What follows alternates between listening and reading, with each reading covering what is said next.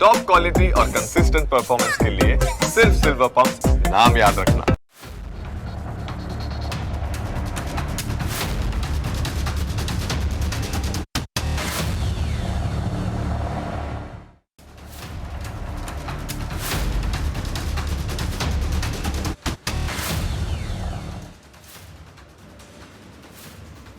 Black diamond એટલે કે કોલસાની રાજધાની તરીકે ઓળખાતું ઝારખંડનું ધનબાદ શહેર ફરી એકવાર દરોડાને લીધે ખૂબ ચર્ચામાં છે.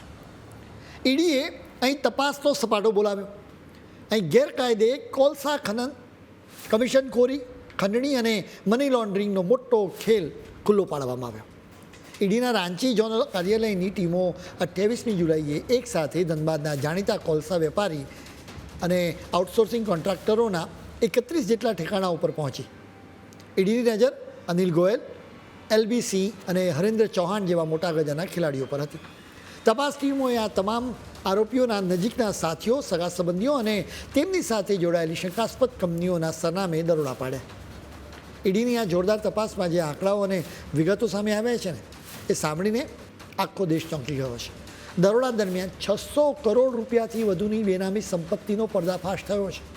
એટલું જ નહીં, આરોપી LB સિંહે મ્યુચ્યુઅલ ફંડમાં રોકેલા અંદાજે 160 કરોડ રૂપિયા પણ ફ્રીઝ કરી દેવાયા છે.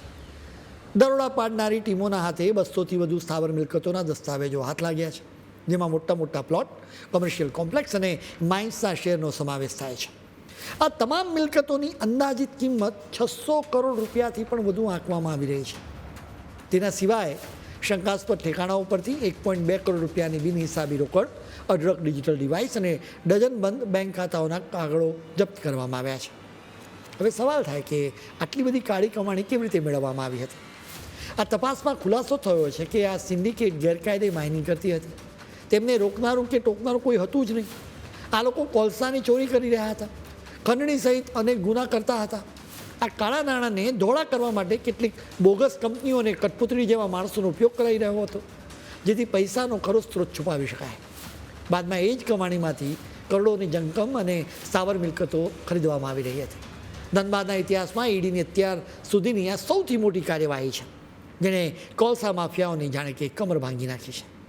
600 કરોડથી વધુની સંપત્તિ જપ્ત થયા પછી હવે તપાસ એજન્સીઓની નજર એવા મોટા રાજકારણીઓ અને અમલદારો પર છે, જેમની છત્રછાયા હેઠળ આ કાળો કારોબાર વર્ષોથી ચાલી રહ્યો હતો.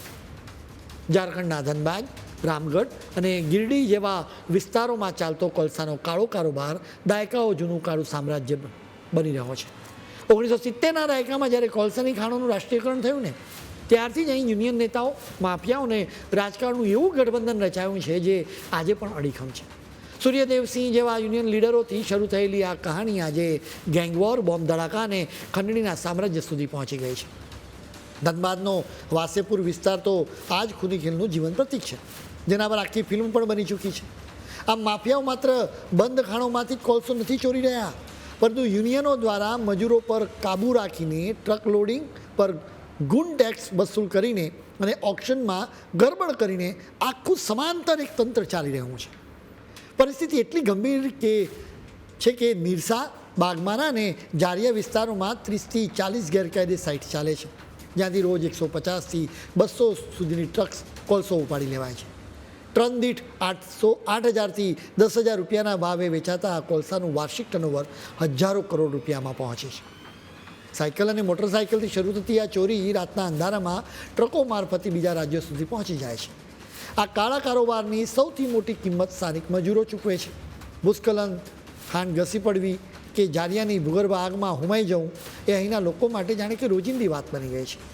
જમીન પરનું આ કુદરતી વરદાન અહીંના ગરીબ લોકો માટે જાણે કે શાપ બની ગયું છે. કેન્દ્ર સરકાર અહીં કોઈ પણ રીતે આ કાળા કારોબારને નાથવા માટે પ્રયાસ કરી રહી છે.